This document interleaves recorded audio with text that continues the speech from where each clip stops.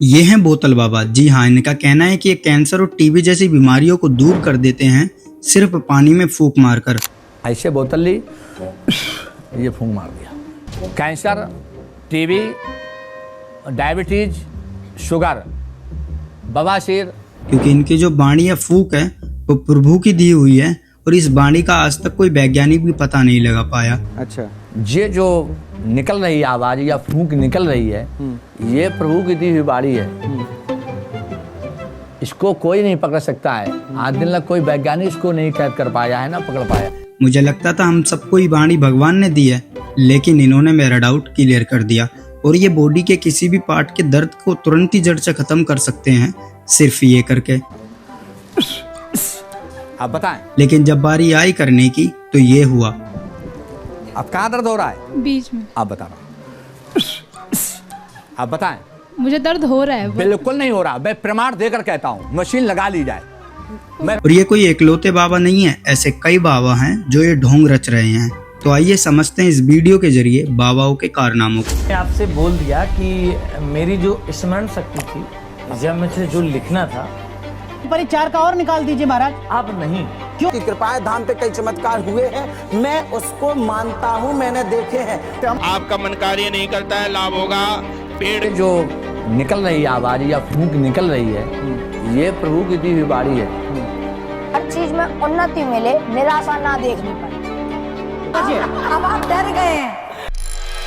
3 महीने पहले यूपी के हाथरस में एक बाबा जी का सत्संग रखा गया, जिसमें आने तो 80,000 लोग थे, लेकिन उसमें 2.5 लाख से भी ज्यादा लोग इकट्ठा हो गए एक ही जगह पर।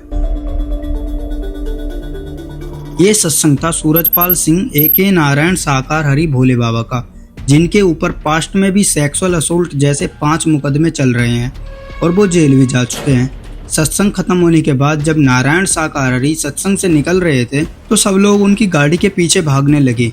जानते हो क्यों? सिर्फ उनके पैरों की धूल लेने के लिए। थे आपने सुना था?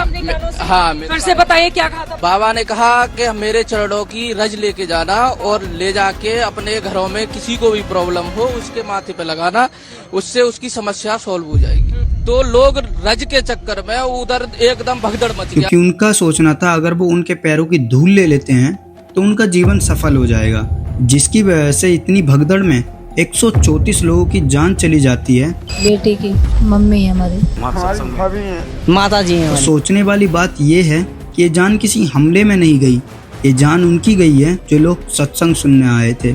और जो बच गए वो अपने आप को दुर्भाग्यशाली समझते हैं कि उनकी जान नहीं गई, क्योंकि उनके हिसाब से तो उनकी जान से ज्यादा इम्पोर्टेंट उनके पैरों की धूल थी। अच्छा, आप तो अपने आप को भाग्यशाली मान रहे होंगे कि कल मैं यहाँ पर नहीं पहुँच पाई। बेटा, हम भाग्यशाली नहीं मानते, हम दुर्भाग्य मानते जो हम यहाँ नहीं आए, और इसी में मेरी भी मौत हो जाती, मुझे बड़ी सुख थे।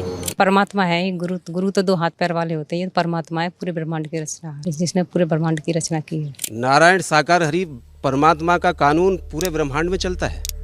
पूरे ब्रह्मांड की गेंद उनके हाथों में। और इस हादसे के बाद लोग अपनी या बाबा की गलती नहीं बता रहे, लोग प्रशासन की गलती बता रहे हैं। लापरवाही है प्रशासन की, कोई प्रशासन नहीं था। यानी उल्टा चोर कोतवाल को डांटे। अगर मैं आपको इन बाबा के बारे में बताऊं, ये बाबा एक पुलिस कर्मी थे जिन्होंने 18 साल पहले अपनी जॉब छोड़कर बाबा बनने की सोची। पहले नौकरी में थे पुलिस की, इनके अच्छे विचार थे, अच्छे विचार मतलब प्रवचन देते थे। और ये बाकी बाबाओं की तरह कपड़े नहीं पहनते, ये व्हाइट शर्ट और पैंट पहनते हैं और चश्मा भी लगाते हैं। ऐसा समझो ये मॉडर्न वाले बाबा हैं। और इनके अंधभक्त इन्हें विष्णु भगवान का अवतार मानते हैं। सीरियसली एक चीज और, जितने भी बाबा आपको ऐसे देखने को मिलेंगे, इनका जादू किसी ने देखा तो नहीं होता, लेकिन बिहेव ऐसे करेंगे कि बाबा ने क्या ही कर दिया हो। क्या चमत्कार बाबा ने किया था जिसको देखने के बाद जो लोग लाखों लोग उनसे जुड़ते चले गए? वो तो लोगों को ही पता होगा, ये मतलब चमत्कार किसी ने देखा नहीं था। और भारत के लोगों का आज भी ये हाल है, जबकि पास्ट में ऐसे बाबा रह चुके हैं जो कई क्राइम में शामिल थे। जैसे आसाराम बापू अपने ही डिवोटी के रेप केस में 2013 से जेल में बंद है। गुरमीत राम रहीम सिंह वो भी फीमेल रेप केस में जेल में है। स्वामी ओम जी जो कि 11 साइकिल और इम्पोर्टेंट पेपर चुराने के आरोप में पकड़े गए, और ये आरोप उनके ही भाई ने लगाया था। और मैंने आपको इनके एक केस बता दिए बस एक एग्जाम्पल के लिए, क्योंकि इनका काला चिट्ठा खोला जाए तो एक पूरी वीडियो बन सकती है। और ऐसे बहुत से बाबा रहे हैं पास्ट में जिनका क्राइम में हाथ नहीं पूरा शरीर था। और जब से धीरेन्द्र शास्त्री जी सामने आए हैं उसके बाद कई ऐसे बाबा आ चुके हैं जो सेम टेक्निक करते हैं पर्चा बनाने की, जैसे अधिवेश शास्त्री, आचार्य जवाहरलाल द्विवेदी, लहरेन सरकार धाम। लेकिन सेम टेक्निक सुहानी शाह, करण सिंह, मनोज मलिक ये भी करते हैं। बस अंतर इतना है कि ये एंटरटेनमेंट के लिए करते हैं और वो सब बाबा बनकर लोगों को पागल बना रहे हैं, जिसकी वजह से जो असली होते हैं उन पर भी लोग विश्वास नहीं करते। पर्चा तो बने हैं, पर्चा तो दूंगा मैं। पर्चा ऐसा कोई नहीं होगा जिसकी समस्या का समाधान नहीं होगा। के द्वारा शास्त्र स्वाध्याय से प्राप्त हुए विवेक के द्वारा इसे तुम्हें त्यागना है। दुख तुम पकड़े हो तो छुड़ा कौन सकता है? छुड़ाना तो आपको ही पड़ेगा। अगर कोई वादा करता है कि मैं आपको दुख रहित कर दूंगा, मुझे आज तक समझ में नहीं आया। और ये ढोंगी बाबा बनने का कल्चर हमारे देश में इतना खराब हो चुका है कि छोटे छोटे बच्चे बाबा बन रहे हैं। मतलब जिस उम्र में उन्हें खुद एक विद्यार्थी बनना चाहिए उस उम्र में वो भक्त बना रहे हैं। जैसे ये 10 साल का बच्चा इंस्टाग्राम पर धार्मिक कंटेंट बनाता है और बाबा की तरह प्रिटेंड करता है, लेकिन ये सब ये नहीं करता, इसके पेरेंट्स करवा रहे हैं। लेकिन कमेंट में लोग इसे इतना ट्रोल कर रहे हैं, जबकि उन्हें सोचना चाहिए ये 9-10 साल का बच्चा है, इसे जैसा बोला जाएगा ये तो वैसा करने लग जाएगा। मेड के नहाने पर झाड़ू लगाती है, पोछा लगाती है, खाना बनाती है गरम गरम। खुद नॉनवेज नहीं खाती लेकिन मेरे लिए चिकन बनाती है।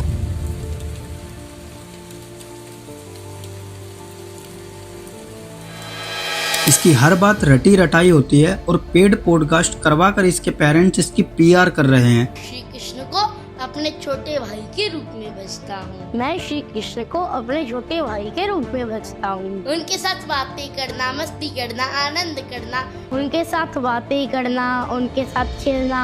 जब मैं शास्त्र पढ़ता हूँ तब वो भी मेरे साथ बैठ जाते हैं वो सुनने के लिए। फर्क नहीं पड़ता, मुझे फर्क नहीं पड़ता, मुझे नहीं फर्क पड़ता, मुझे फर्क नहीं पड़ता, मुझे फर्क नहीं पड़ता। यदि आप 50 साल की उम्र में, यदि आप 50 साल की उम्र में, यदि आप 50 साल की उम्र, अगर आप 50 साल की उम्र में करने लगे तो वो भक्ति नहीं। अभी हाल ही में ये जगत गुरु रामभद्राचार्य जी की कथा में भी गया था, जहाँ इसे पीछे से इशारा किया जा रहा था रील बनाने के लिए, लेकिन वो चीज इस पर ही भारी पड़ जाती है।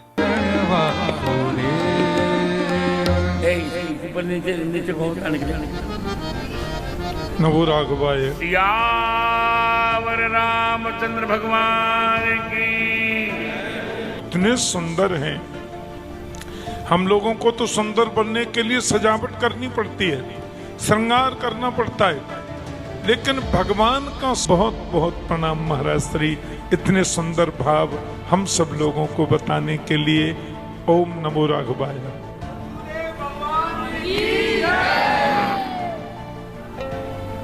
राजा रामचंद्र भगवान की। आप पर नीचे जाओ, इनको करो नीचे, पहले को मर्यादा है मेरी। चलो भाई।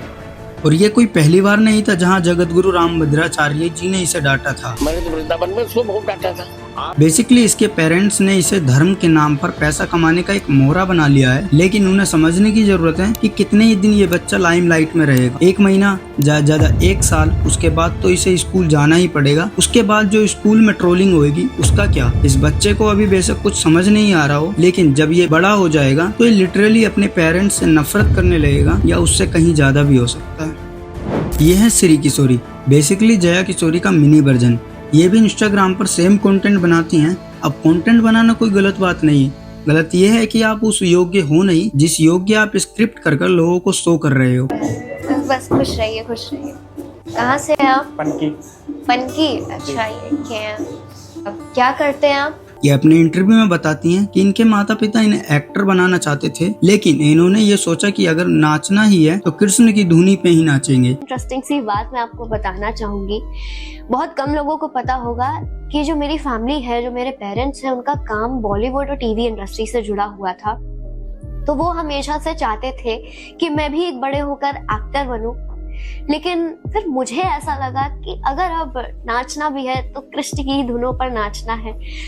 लेकिन ये भूल गई थी कि जो चीज एक बार इंटरनेट पर चली गई वो फिर डिलीट नहीं होती।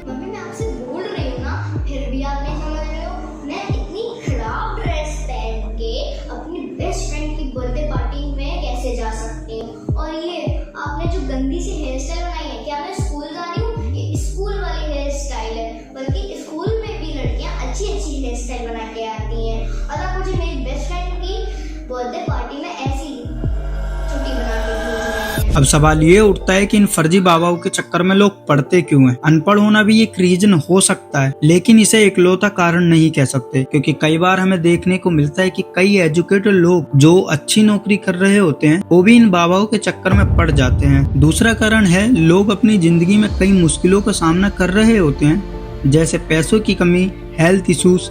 ऐसे में लोग इन फर्जी बाबाओं के पास जाते हैं उनसे गाइडेंस लेने के लिए, और ये फर्जी बाबा इन्हें सुख शांति का वादा देकर उन्हें अपने जाल में फंसा लेते हैं। इसके सॉल्यूशन की बात करें तो फर्स्ट थिंग है अवेयरनेस। अगर लोग बाबा में ही डिफरेंस नहीं कर पाएंगे तो लोग पॉलिटिकल लीडर में कैसे चूज करेंगे। सेकंड थिंग, इन सब बाबाओं पर लीगल एक्शन होना चाहिए, और जो सोशल मीडिया पर बाबा बनकर बैठे हैं इन पर भी गवर्नमेंट को एक्शन लेना चाहिए, क्योंकि big scale of amount population इन्हें सोशल मीडिया पर ही देखकर इन्फ्लुएंस हो रही है। और ऐसा नहीं है ये फर्जी बाबा सिर्फ हमारे धर्म में है, ये बाबा सब धर्म में है। और मेरा काम है दूसरों को बोलने से पहले अपने कॉलर में झांकना। उम्मीद है आपको वीडियो अच्छी लगी होगी। अगर वीडियो अच्छी लगी है तो लाइक करो और कमेंट में अपनी राय देना ना भूलें, और वीडियो शेयर करें ताकि लोग अवेयर हों। और आप चैनल सब्सक्राइब कर सकते हो, मैं ऐसी वीडियो हर हफ्ते लाता हूँ। मिलते हैं फिर एक न्यू वीडियो के साथ।